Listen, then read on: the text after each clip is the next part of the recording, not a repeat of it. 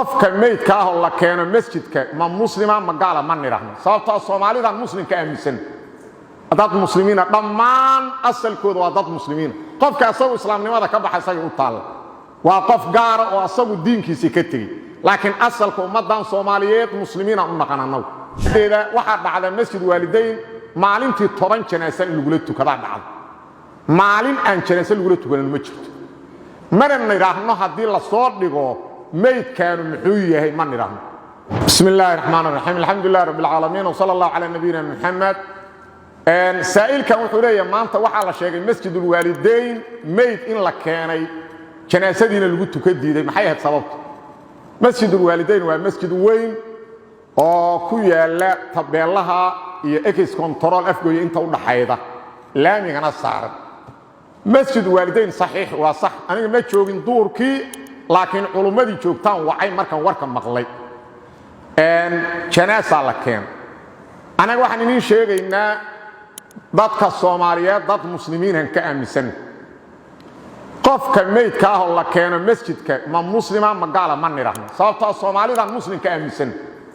dad muslimiina dhammaan asalkooda waa dad muslimiin qofka asagu islaamnimada ka baxay u taal waa qof gaar oo asagu diinkiisa ka tagay laakiin asalka ummadan Soomaaliyeed muslimiina u naqananaw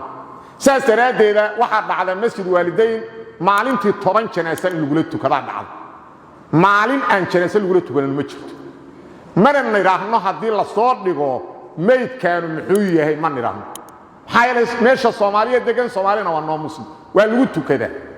maanta laakiin culimadii markii la keenay waxay yiraahdeen dadkii meydka la socday qaar kamid ah soo hormaray markaasay u sheegeen culimadii yiraahdeen meeydan wadna waana taariku salaad hadad ku tukaydan idin taal waa dadkii la socday ugu علماء waxay raadeen meydka adiga maal waday anigu waxbaan ka wada magaciis saddexdiisa magac u sheeg intaas culimadu go'aan kuma qaadan waxay siraadeen amay tahay qof ooga kala dhixay go'aan kuma aysan qaadan ee salaadii duhur markii la tukaday janaasadii dadkii waday soo istaageen yiraahdeen dadka xigtada ah soo istaaga waxa soo istaagay walaalkiis la dhashay iyo wiil asagu dhalay meydku marka waa la weydiiyo waxa la yiri meydka aad wadaan waa kuma saddexdii magacay sheegeen oo ninkii hore sheegay waxa yireen meydka salaada ma tukan jiray walaalkii wiilkii yiri war aabaha ma tukan jiray wiilkii wuxuu cadeeyay inuu salaada ka tagi jiray aabbo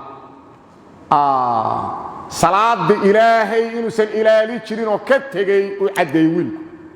markuu sidaas cadeeyay culimadu yiraahdeen qof asagoo noolo caafimaad qaba salaada diiday markuu dhinta ku qasbi mayno kuna tukamayno ee naga qaado waana sidaas qofkii asagu yiraan anu taariku salaadan wada ma ku tukanin maxaa yeelay nabiga Muhammad sallallahu alayhi wasallam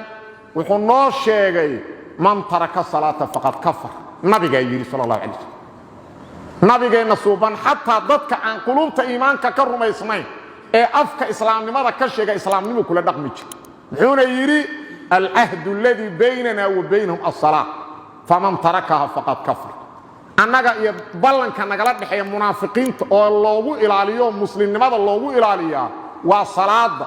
qofka salaada ka taga waa gaaloobay saasii qofkii marka salaadii ilaahay ka tago asagoo caafimaad qaba ilaahay u sujuudi diiday markuu dhinto ku tukamayno إلهي سبحانه كلا كل مولي والله سبحانه وتعالى أعلم وصلى الله وسلم وبارك على نبينا محمد